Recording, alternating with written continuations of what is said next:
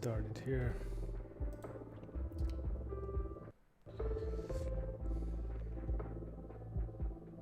All right, so today, this is the paper that we're covering in the symbolic AI reading group. I guess that's the Saturday. Choosing prediction over explanation in psychology lessons from machine learning.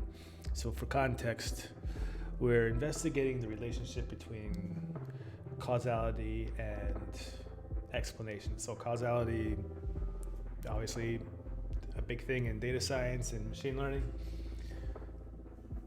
And explanation, so usually when you're trying to come up with an explanation for something, you're thinking about what caused it, what are the things, and what are the causes that stand out relative to other causes. And so trying to understand exactly what that means in formal terms, and kind of relying a little bit on the psychology literature to investigate that. Right, so I'm just going to scan through this. Never heard of these authors. Abstract. Psychology has been historically concerned first and foremost with explaining the causal mechanisms that give rise to behavior. Randomized, tightly controlled experiments are enshrined as the gold standard of psychological research, and there are endless investigations of the various mediation and moderating variables that govern various behaviors. We argue that psychology's near total focus on explaining the causes of behavior has led, what do we talk about? Focus on explaining the causes of behavior has led much of the field to be populated by research programs that provide intricate theories of psychological mechanisms but have little or unknown ability to predict future behaviors. Interesting. So this is like a modeling problem, description versus prediction, right? Well, I guess they're calling it explanation versus prediction. So you come up with a system that some kind of model that can explain things very well, but doesn't do a good job at predicting. This reminds me of economics, right? We often have these. Taking some notes here. So kind of reminds me of what we call it, explanation versus prediction. Right? So I guess this paper is saying that that kind of like psychology is in there. What's psychology? It's like a brain stem here, and then. I'd say econ feels like that, right? Like all those models you learn in econ classes, right? Where you got like a little supply and demand curve.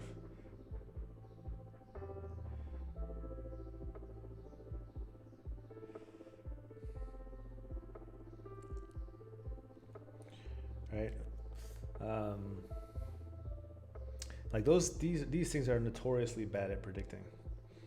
Right, and then it's like statistics. Well, if we go over here, and then here we got like neural nets, which are really good at predicting, but don't explain anything. So in it's like the counter conversation to this is explainable AI, right? And then you have good old fashioned like stats models, like the generalized linear model, which is kind of traversing both worlds a little bit. So great. We propose the mechanisms and techniques of the field of machine learning can help psychology become more of a predictive science. We review some of the fundamental concepts and tools of machine learning and point out examples where these concepts have been used to conduct interesting, important psychological research that focuses on predictive research questions. We suggest that an increased focus on prediction rather than explanation can ultimately lead us to better understanding of behavior. So this is getting it's funny because I wouldn't have called. This whole time I've been thinking of explanation as something, can we even be formal about this, right? So and recently we've been looking at these papers. by Halpern and Pearl about using structural counterfactuals to describe explanation. And so I think the answer is yes. It sounds like, maybe the kind of cultural consensus is in psychology is that you might not be able to. And so I guess they're thinking about explanation as merely description, but not as some kind of device that you can quantify or treat formally, like in an algorithm. The goal of scientific psychology is to understand human behavior. Historically, this has meant being able to both explain behavior. A little highlighter out here. So we're going to explain behavior. That is to accurately describe its causal underpinnings. So that's all right. So what does explanation mean? I'm going to use blue for my definition here. So explain means, let's use follow up as a little pin. I like to use like green and blue for definitions. There we go. And predict behavior, which accurately forecast. Okay.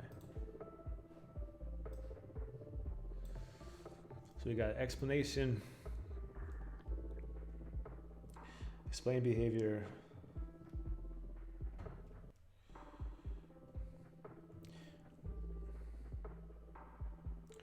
which is causal description.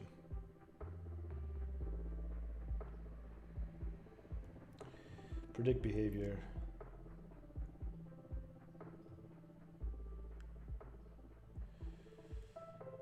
So that's like kind of like I'm thinking of that like as a map, right?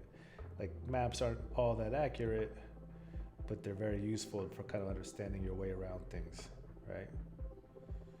I don't know if that's a terrible map for the whole Europe's up here. And then like predict behavior, which is more like, forecasting.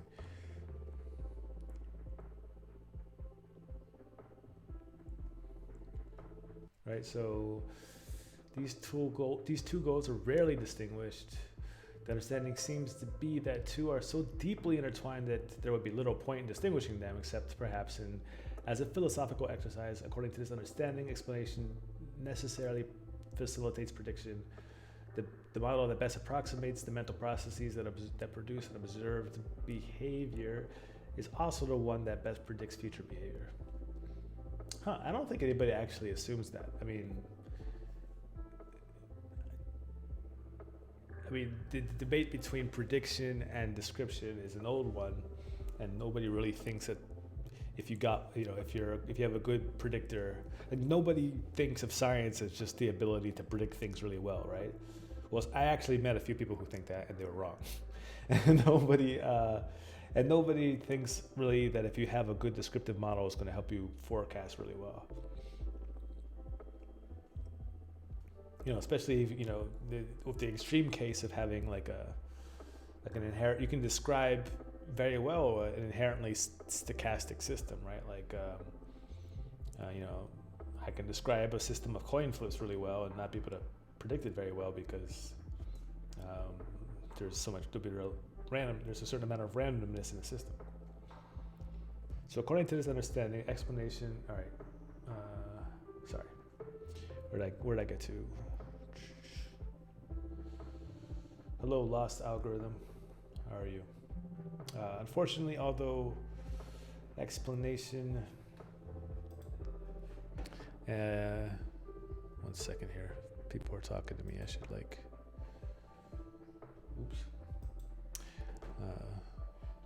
pay attention to people saying stuff anyway. That's fine. So,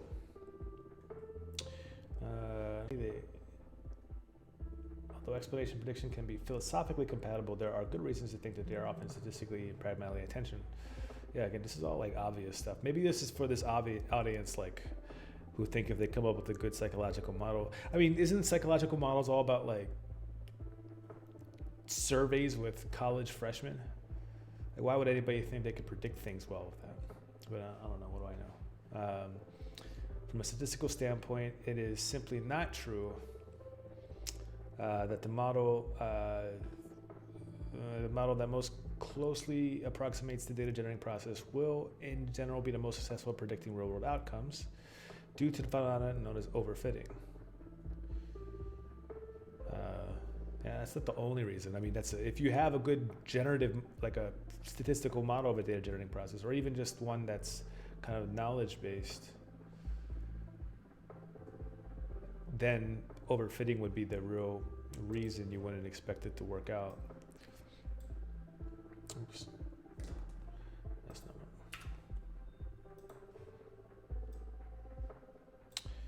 right. More importantly, there is no guarantee that the phenomenon routinely studied by psychologists would ultimately prove to be sufficiently simple as to be well approximated by models that are comprehensible to humans. Great. It may well be that in many areas of psychology, scientists will ultimately have to choose between developing complex models that can accurately predict the outcomes of interest, but fail to respect the known psychological and neurological constraint. This is getting really wordy. Let's get to the meat.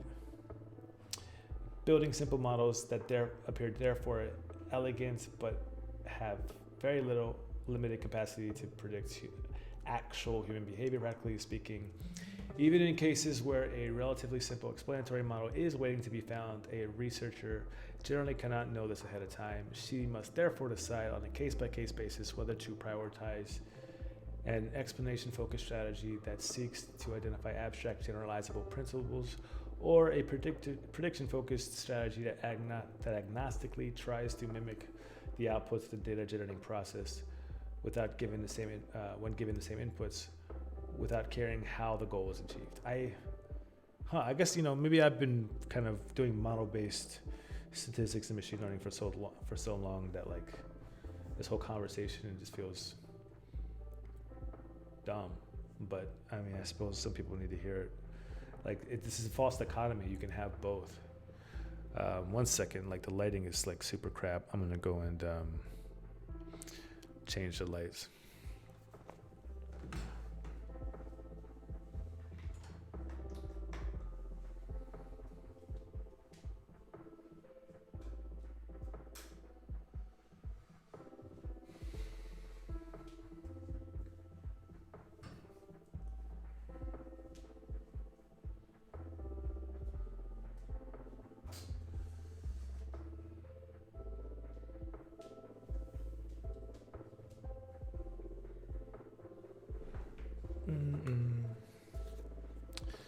All right.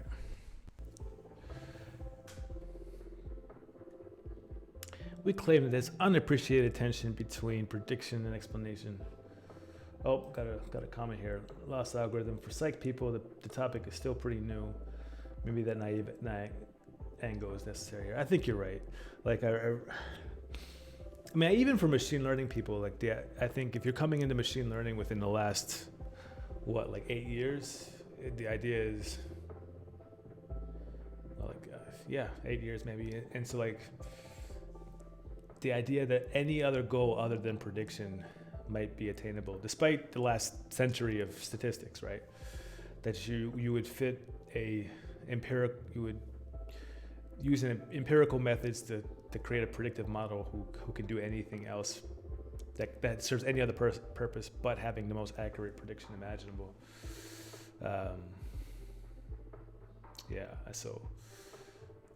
But I just hope that the idea is kind of boring to me, and I want to read interesting papers, and this is not looking very interesting.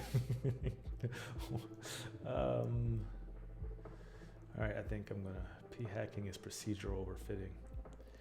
All right, so I think this is less for me I'm just gonna stick to the read because we're reading it on Saturday. If, by the way, you're watching and you'd like to join that conversation, let me know in the comments, and I'll send you a link. So yeah, I'm gonna treat this more like an ethnography into people who don't know how to do model-based machine learning. like Jane Goodall amongst the apes. We claim that this unappreciated tension between prediction and explanation has profound implications for how psychological science could be and should be conducted. If ideal explanatory science is not generally ideal predictive science and vice versa, then researchers must make a conscious choice to explain or predict. Historically, most of psychology has reflexively chosen an explanatory approach without giving any serious consideration to the predictive approach. Our central argument is that in a great many cases, research programs that emphasize prediction and that treat explanation as a secondary goal would be more fruitful in the short term and the long term. I'm going to use pink for that. That's kind of like the core argument. We believe that one of the biggest reasons that psychologists have historically opted for explanation is that in the not so distant past, tools of successful predictive science were poorly understood and rarely deployed in most fields of social and biomedical science. However, with the relatively recent revolution in machine learning theory and methodology, in which prediction of unobserved data is treated as the gold standard of success and explainability is typically of little or no interest, as well as the increasing availability of large-scale human sensor recording human behavior, this is no longer true.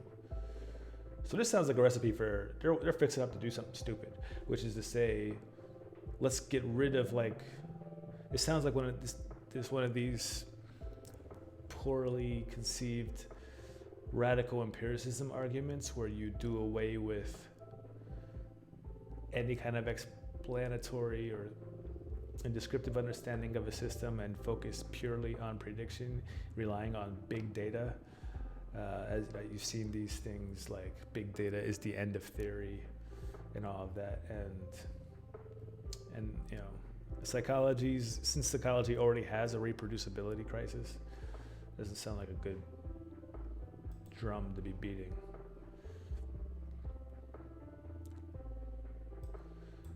There's plenty of there's plenty of Bayesians in the psychology community. You think that they'd be interested in, not just dealing with issues like p-hacking, but also kind of having model-driven models of the systems they're building.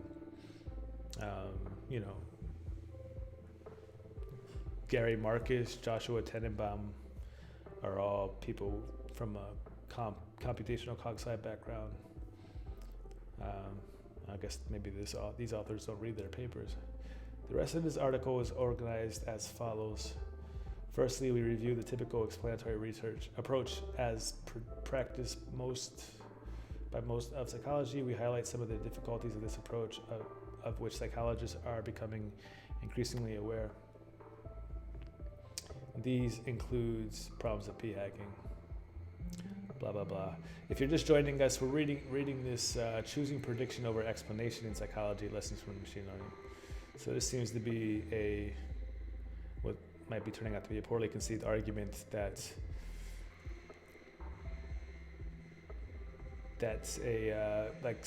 psychological models that explain are not as good as psychological models that focus purely on prediction. Although I guess in their defense they're saying explainability should be a secondary goal. I wouldn't even, so for me it'd be like, well, if I have a model that can't predict, then it's a bad model, right? Like to me, like choosing prediction over explainability, I wouldn't even frame it in those terms, right? Like, I guess because I'm from a machine learning background, that if your model can't predict well, then go home, right? You're not doing anything. But what you're trying to come up with a model that can predict well and do other things. For example, explain the system and in so doing, avoid overfitting because explainability as a constraint that would help for a more sparse model or a more semantically grounded model that would help you avoid some of the perils of prediction. We introduce an alternative approach, research in which success is measured not by the size of theoretically privileged regression coefficient or a model fit statistic, but instead simply by the average difference between the observed data out of sample data and so they're using some kind of error loss function as the gold standard, which is okay. Let's see here. So this looks like it's turning out to be like an intro to basic statistical modeling for psychologists. We introduce concepts of overfitting, cross-validation, regularization, discuss the issue of sample size. So I will definitely get bored reading all of that. I'm going to just try to figure out kind of what the meat of this paper is. Let's see here. We argued that a short-term focus on prediction can predictively improve our ability to explain causes of behavior in the long term. So that's kind of how you're going to do that, right? That's a terrible color.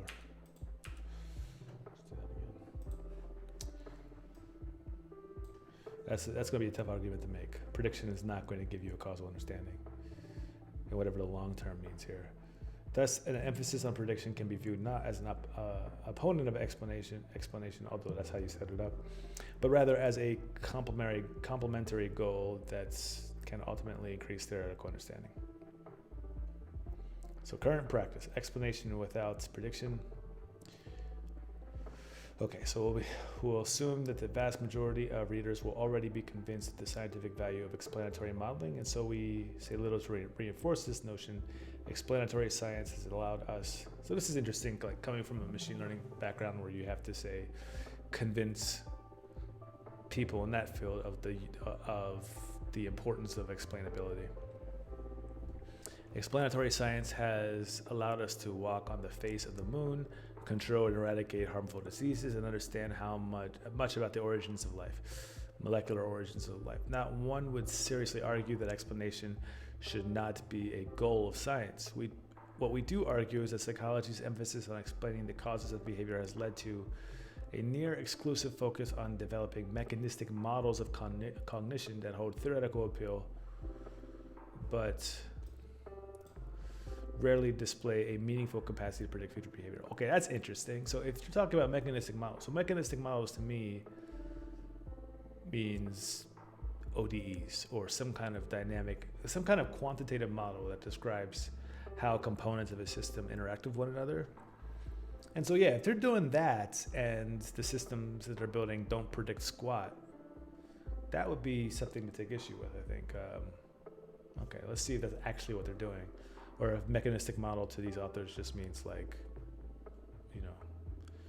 the id causes dreams or something like that. So there are two separate senses in which psychologists have been deficient when it comes to predicting behavior. First, research papers in psychology rarely take steps to verify that the models they propose are capable of predicting the behavioral outcomes they are purportedly modeling. I want to know what these models look like. I want to see what these descriptive models, like what is their substance? Is it just a picture? Is it a set of ODEs? Is it a regression line? Instead, research is generally evaluated based on either on goodness of fit between the statistical model and the sample data, or on whether sizes and directions of the regression coefficients match what is implied by different theoretical perspectives. Aha! Okay, so this is much more substantial. So this is saying that they're looking at, so difference between goodness of fit and a predictive measure. So like goodness of fit is just how well something fits the data. you get goodness of fit, it should still predict okay, but it's not the same as optimizing some kind of loss function that's going to give you better prediction, like say for example cross-validated error, right, or out of sample, or error on a holdout set. As we elaborate below, such demonstrations provide no guarantee of predictive accuracy for out of sample data. Indeed, in some cases, the pursuit of a good model or theory congruent explanation can reduce the likelihood of generating good predictions. See, this doesn't bother me. Like if, I mean, you might want to update. You might want to update your theory if it's not predicting well. But the fact that a theory congruent explanation reduces the likelihood is exactly what you would expect if you're in danger of overfitting, right? Especially if a complicated model, the more complex you make a model, the more like the better log likelihood value it's going to get. So kind of reducing it by constraining a model by theory is generally a good idea, especially in a science. Second, there is mounting evidence from the ongoing replication crisis that the published results of many papers in psychology do not, in fact, hold up when the same experiments and analyses are independently conducted at a different rate, at a different later date. I guarantee you, optimizing for prediction, like instead of p-values, you're going to replace it with like cross-validated errors. It's not going to fix that problem. That's a human problem, not a model problem, I think. Thus, models that are held up as good explanations of behavior in an initial sample routinely fail to accurately predict the same behaviors in future samples, even when the examples' procedures are closely matched. There is increasingly broad argument that this widespread replication is largely due to p-hacking. And so again, p-hacking is something that you choose to do. It's nothing wrong with the modeling approaches itself. I mean, I'm not a frequentist. I don't really deal in p-values, but if I did, I wouldn't hack them. And other questionable research practices that have historically been prevalent in the field. So again, reviewing this paper, choosing prediction over explanation in psychology. This is written for a psychology audience. So my goal, and the goal at Outdeep in our reading group is to understand the relationship between formal causal modeling approaches in stats and machine learning and the idea of explanation in the psychology literature. And this paper is kind of framing explanation, the ability for a model to explain why behaviors happen, as a bad thing. Goodness of fit versus, well, at least not, I guess maybe not a bad thing, but as an overrated thing maybe, or something that people need to move away. I don't want to misrepresent these people's paper. Like they clearly said like, yay, explanation put us on the moon. But like the fact that we ignore the ability to predict, I agree with that. Like just, like I said, for me, the ability, if you have a model that explains everything but can't predict anything, then I think that I don't know what you're doing.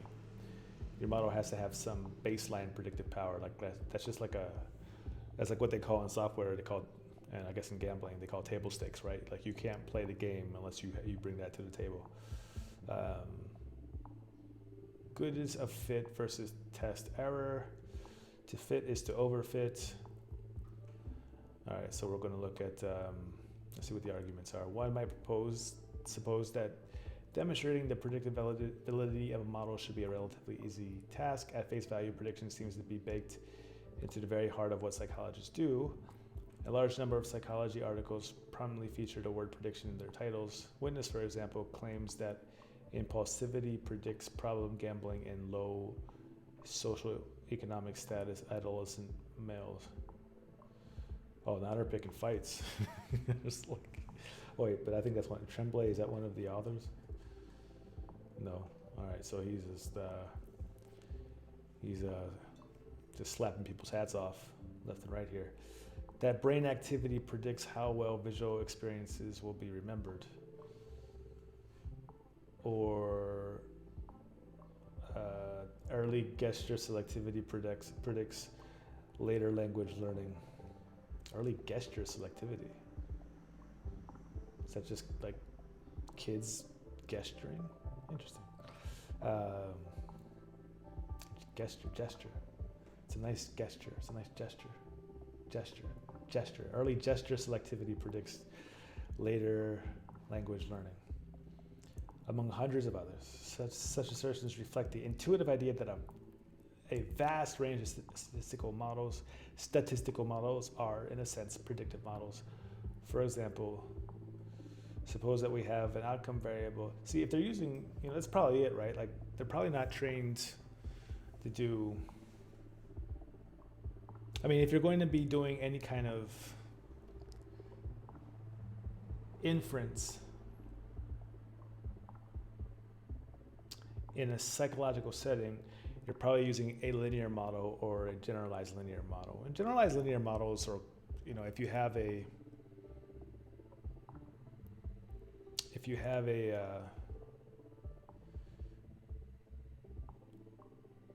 nonlinear system, a generalized linear model will still be able to kind of give you parameters in the form of coefficients on a line. And then from a causal inference standpoint, those coefficients, if you're controlling for everything that you need to control for, correspond to causal effects. Those models are simply not going to be as predictive as some nonlinear model like a deep learning model. Somebody's out there with their dirt bike.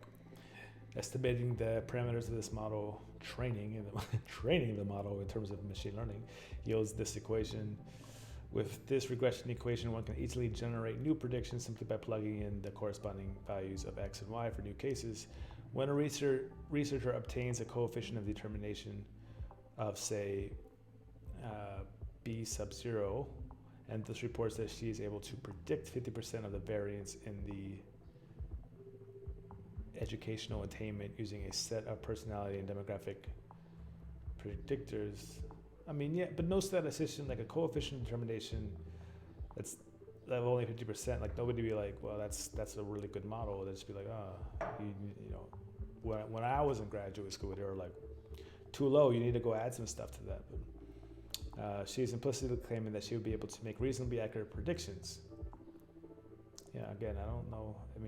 Unless people don't understand goodness of fit. Problem lies in the inference that the parameter estimates obtained in the model at hand, i.e. the values of the betas will perform, or b's, small b's, will perform comparatively well when compared to other samples drawn from the same distribution. Population, the R-squared statistic used to assess the model's goodness of fit answers a slightly different question, namely, in repeated random samples similar to this one, if the one fits a model of this form here, each new sample, each time estimating new values, B0, B1, and B2, what will the average proportional reduction in the sum of squared errors? In other words, R squared does not estimate the performance of a specific. So what R squared does? What is R squared? It's like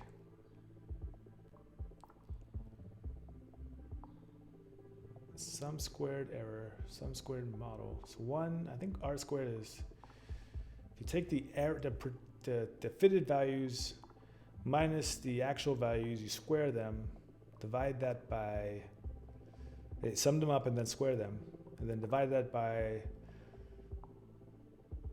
the average value for all this data and the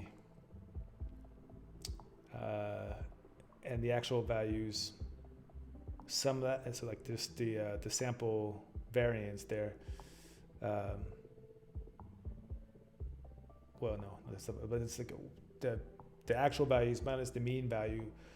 Sum of that, square those, sum them up, take that first thing divided by the second thing, and subtract that whole thing by 1. That is R squared. So that's really just what? The amount of No, I think before, no. Is that what r squared is? No. Incorrect. R squared is, you don't subtract a 1, you just take that original proportion. And so what do you have there? You have the amount of variability that's explained by your model.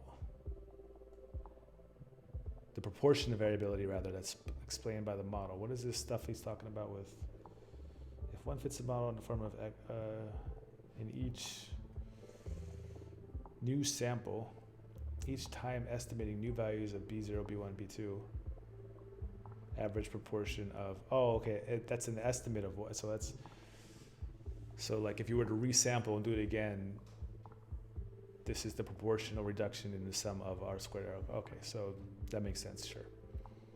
R squared does not estimate the performance of a specific distribution, a specific equation 2, but rather the more general equation 1. It turns out that the performance of equation 1 is virtually always an overly optimistic estimate of the performance of the equation 2. The reason for this is that the values, yada, yada, yada, blah, blah. Okay, this is all stat stuff, regression 101 stuff. We've got a picture in figure 1. What's it saying here? Training and test error.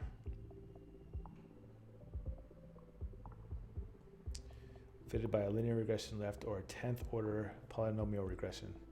That's a terrible example. What? You would just pick a parabola. Like there's no psychological system out there that has a 10th order polynomial regression as ground truth. But fine.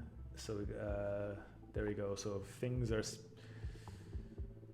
so basically the point being that if we got a big windy, it's okay. Oh, sorry. No, the polynomial is the fitted model. So we're kind of overfitting a bit here. Training data, mean squared error 0.25. Test data. So this is what overfitting looks like.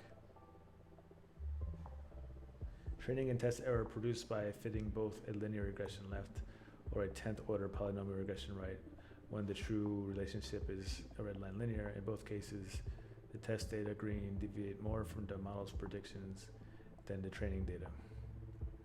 However, the flexibility of the 10th order polynomial model facilitates much greater overfitting, resulting in, okay, so is this also a, oh no, it's not, they're two different models. Resulting in lower training error, but higher test error. So I guess it's just illustrating what happens when you hold data out and you overfit.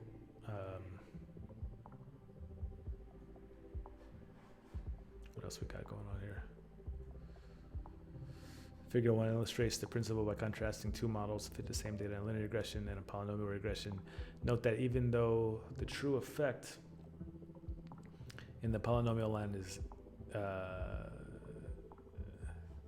the true effect in the population is linear, the more complex polynomial model cannot help but capture illusory trends in data, effectively hallucinating patterns that exist only in the training data and not in the population at large.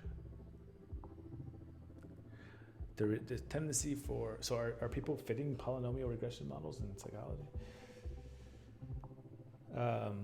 So we're talking about overfitting, minimizing overfitting when training statistical models can be seen as one of the primary objectives of the field of machine learning, according to Pedro Domingos. To see why, recall that standard goal in statistical modeling is to develop a model that can capably generalize to new observations, but not identical, similar but not identical to the ones we sampled. We generally do not care very much about how well we can predict scores for the observations in our existing samples, since we already know what those scores are.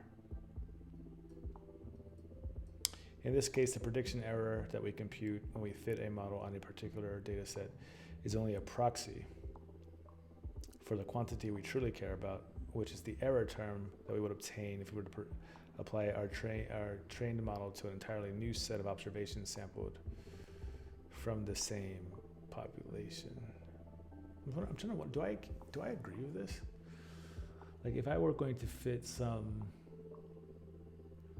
kind of, not some silly linear model, but some kind of more complicated multi-component model, say a probabilistic program or a causal model or something like that, a set of ODEs or something that was describing the behavior of a system, and I was going to train its parameters, would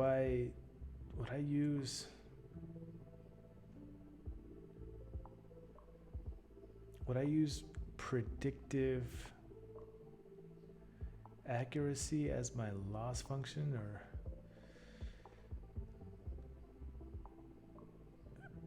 because I guess the issue is, so I could.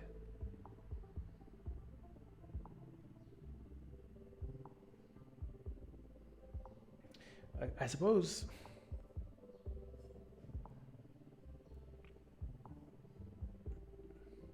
that's a good question. So, I'm thinking to myself, like, all right, well, if I had some kind of if I had some kind of weird or interesting causal model,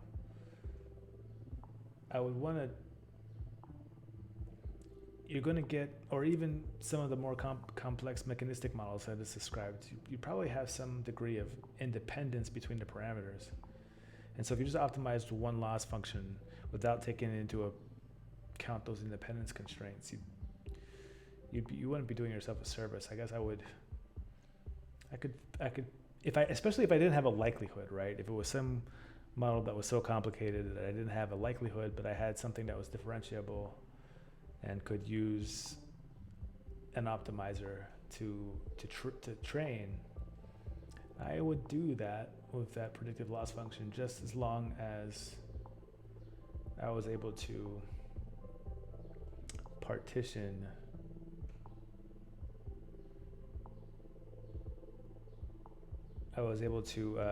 use those independence constraints to partition the loss function into little bitsy, into little sub loss functions, little baby loss functions, and then add them all up when I optimize. I suppose if I was being Bayesian, I'd just do a posterior predictive check.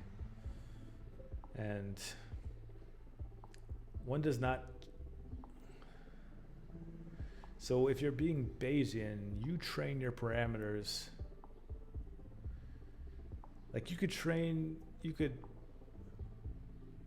put a prior on your parameters, and then you look at their posterior. So you're not looking at point estimates, but you could, for example,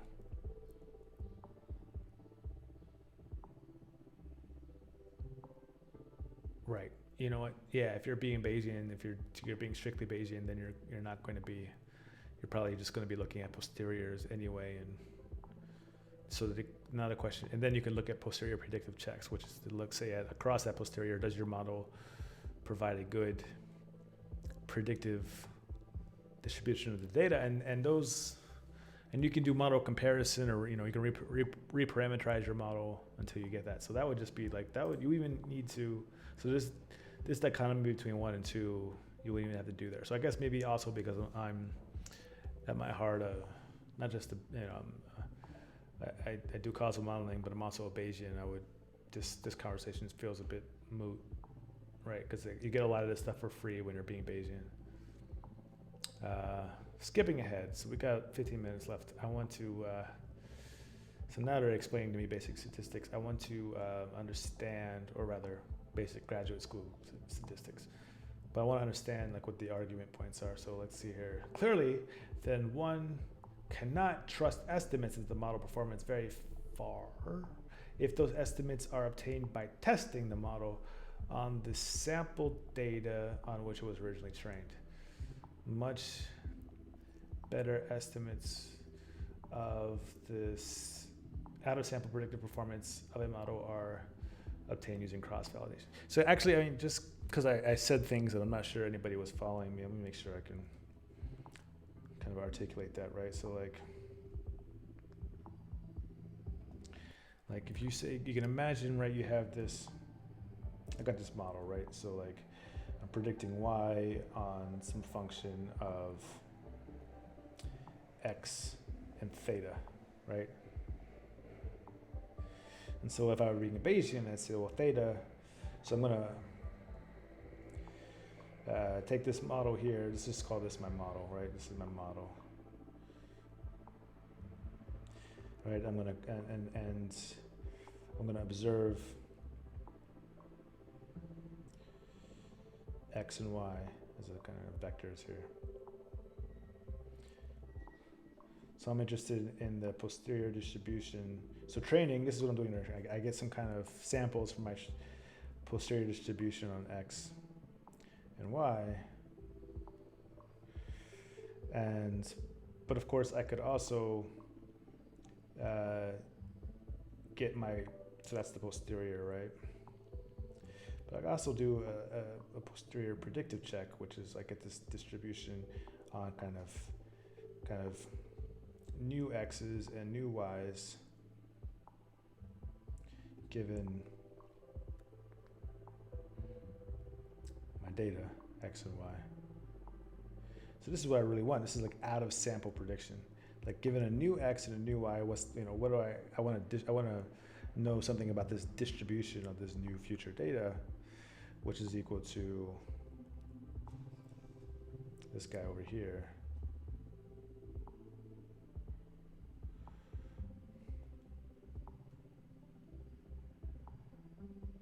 Oops.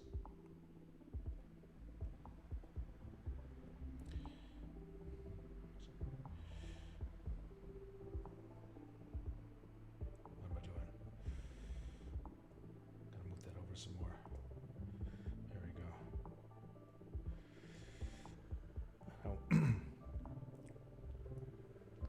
Probability x, new y given theta, which is my likelihood function, integrating this whole thing over theta, d theta. All right. And of course, you can use all kinds of fancy sampling techniques to approximate this integral, and a whole bunch of fancy deep learning methods will make that easy. Using, so this is the posterior predictive distribution. And there's a whole bunch of, like kind of Bayesian statistics that you can calculate on top of this. Like there's like a widely applicable information criterion, the leave one out cross-validation statistic called LU, a widely applicable Bayesian information criteria. These are all just stats, you can look them up, but they give you like kind of like estimators of what do you call it? Cross validation error. And so you can get, again, so when I say estimator, it's just some kind of thing you calculate from your samples, your posterior samples. And so like, but the good thing about being within this Bayesian framework is that, usually if you got some kind of generative model, like, like theta comes from some prior on theta, and then x maybe comes on some prior on x, and y is some kind of function of x and theta. Like this could be a explanatory model, like super explanatory. And of course, like if you're in the way any Bayesian would look at that is to say, well, I'm going to pick an explanatory model that can that optimizes,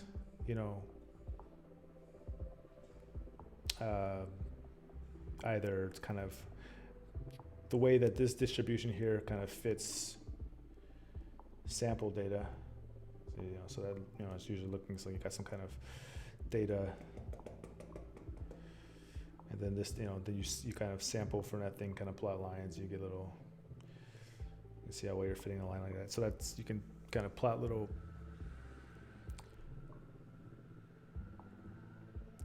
you can use that posterior predictive distribution to kind of create plots like that to see how well your simulated data from your simulations of future data look like your current data, which is a lot like a cross-validation type of test, or you can just directly calculate these statistics, which is especially a good idea if you're dealing with multivariate models. And then you just like use these for model comparison. Anyway, I digress. I don't know. Just spitballing over here. Let's. I don't know. It just seems like a lot of false dichotomies to be made in this paper. But this is explaining things to variance trade-off. Yeah, I mean, it's interesting to me that they're taking these arguments and presenting them to psychologists when I think the argument that I just made would be they'd be much more receptive to, because it's not telling them that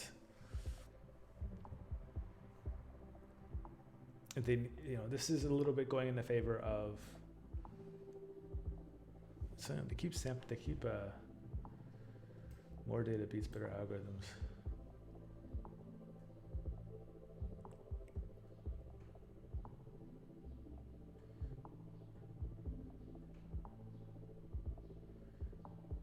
I don't, so this, again,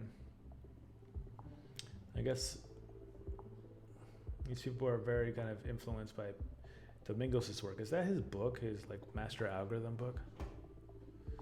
2012. Domingos. Doesn't look like it. A few useful things to learn about machine learning. If you're in a science like this, I guess, you could argue whether or not psychology is a natural science, but there are going to be very real questions that you need answering that you can't solve simply by getting more data, in terms of maybe number of subjects. You can get, if you got more data in terms of granularity into your system, then maybe, like I imagine, for example, that you got some spy satellites taking pictures of enemy activity, right? And you just keep taking pictures, but like if a lot of that activity is, in some kind of compound with a ceiling or is underground, and you see some trucks going in and out, you see some personnel coming and going. You can have 1,000 of those pictures. You can increase that from 1,000 to 1,000,000,000, but there's only going to be at some point there's only going to be so much that the data is going to be able to tell you about what's actually going on inside the compound. And again, there's basically an upper bound. And if you wanted to, at some point, if you really want to understand what's happening in that system, it might be something where like if you're counting the amount of widgets that come in, the amount of products that come out, and it's a closed system, then great, you can kind of figure out what the production is. But if it's like they're building nukes, and by the time you get information about the usage of their engineering to create nukes, and by the time you find out about what they've been doing, it's probably too late. You need to get eyes on the ground. So this more data typically does beat better algorithms, that's for sure, but more data is not the same as more data overpowering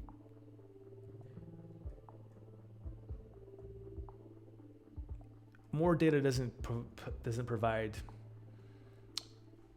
more explanatory power, and to an extent it won't provide more predictive power. Eventually you're going to max out on the predictive ability of the data, because the idea that the prediction is going to get better is based on the idea that your algorithm is going to be able to learn some kind of correlation that's based on underlying mechanisms that you might not be able to get at fundamentally in your problem because it's happening inside of a bunker or a warehouse. It still kind of boggles my mind. This is not like a widely accepted argument. Why haven't we learned more from big data studies? One might suppose that having access to enormous data sets would make it much easier to build highly predictive models, thereby enabling researchers to solve with ease problems that used to be nigh impossibles.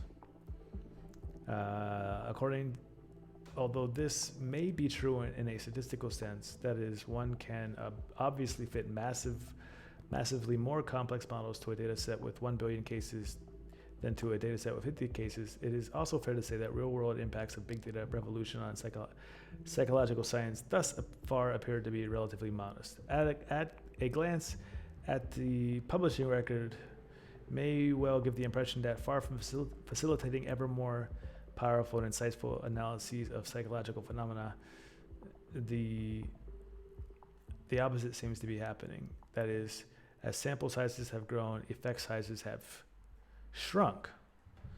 Well, that's not to be surprising. That's if you and that's a good thing, because that means that of more sample sizes we're finding. So the thing is that like your significant statistics, like when you have a null hypothesis and an alternative hypothesis, and you calculate like a t statistic and you convert that into a p-value. And if the t statistic is if the number is large, then it's significant. If it's small, it's insignificant. That calculation involves a division by n, right? And so as the sample size grows, that number gets smaller and smaller. And so like it's not a surprise that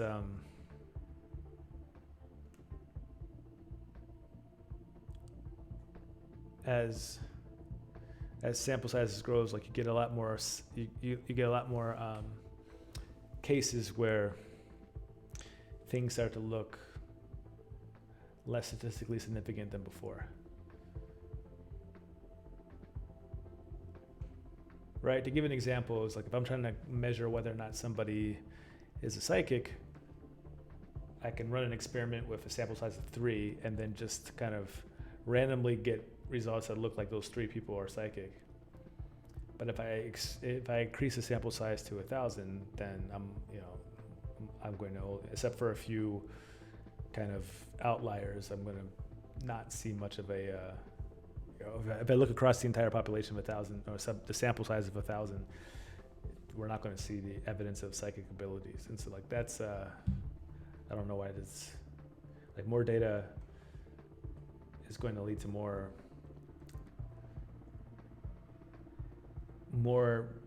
failures to reject null hypotheses.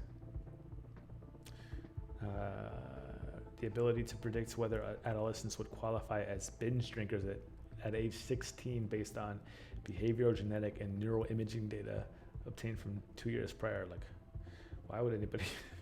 I don't know why people sign up for these studies. This impressive sounding feat is rendered somewhat less impressive by the knowledge that the maximum recorded classification accuracy was 70%, well above chance of 55%, but probably of little clinical utility given the high cost of data acquisition. What on earth is that?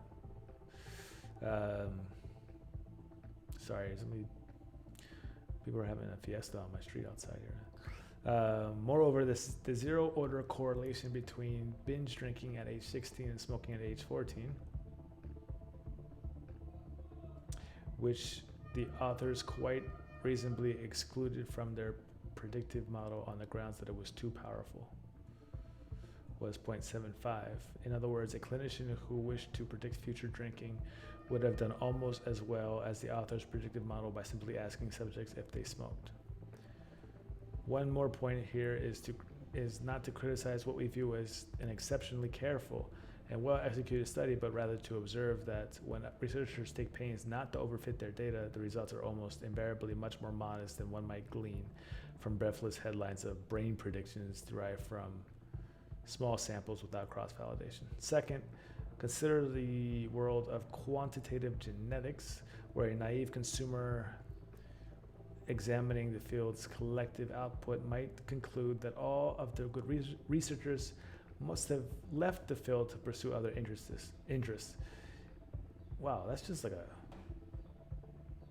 a mean thing to say. Like, in other words, anybody coming in and looking at quantitative genetics must think like, oh, this stuff sucks. All the smart people must have left the room. I don't know why. It's only in academia that people can just say asshole things like that and it's considered cool, right? Like, you go into a normal place of work and start just throwing shade, you're gonna get fired. I don't understand why people think this stuff is nice or just, I mean, I'm not a snowflake. Yeah, if somebody's doing bad science, call them out. But this is, what's with these jabs? It's just stupid. And to me, it feels like hype. It's like, oh, I want to get my paper published, so I'm going to say snark. For example, the famous link between serotonin transmitter gene and a host of anxiety and depression-related traits, or the association between dopamine 4 receptor gene and novelty seeking. Yet within a few years, such exciting findings were almost entirely disappeared from the literature. Wait, so I can't call people dopamine junkies anymore? Damn. To be replaced with much larger studies that have consistently produced null results, or even small or extremely small effects. So-and-so summarized this literature by asserting that the preceding 15 years of research had delivered little in the way of clear evidence for the combination of specific genetic variants to the observed variation of personality traits. Maybe that's a good argument. So if you go into 23andMe, right, they're always kind of claiming that they're using their data from everybody who submits their DNA sample to kind of predict relationships between genes and traits, which of course they would have to do a follow-up validation experiment. But I guess, that's a good example of kind of how predictive modeling can be, with large sample sizes, can be used to do, even if it's observational data, can be used to do some good science. How can we explain the larger discrepancies between the findings of many older, small sample, theory-driven studies and those of much larger, more recent big data studies? Presumably, the underlying psychological reality itself has not changed over time, so there are only two possibilities. One possibility is that small sample studies are counterintuitively and in defense of their much lower cost and much more rapid execution. Actually, the methodologically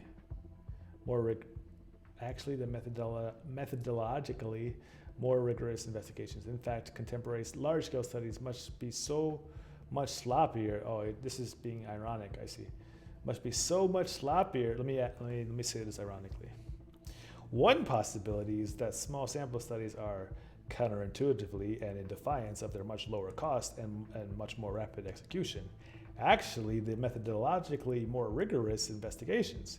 In fact, contemporary large-scale studies must be so much sloppier than their traditional counterparts that effects once consistently detected with convenient samples of just a few dozen subjects are no longer detectable at all in data sets orders of magnitude larger. Yeah. We think it's safe to say that this is not a plausible explanation.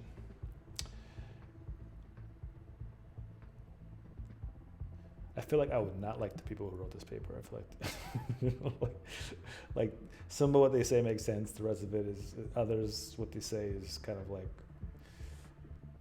ignoring obvious kind of computational Bayesian approaches used by cognitive scientists. I guess maybe not in psychology, but in psychology. I've seen these people write like psychology experiments. And then like with the same college undergraduates coming in to do their tests for their required course credit, predicting for the sake of prediction. Let's see.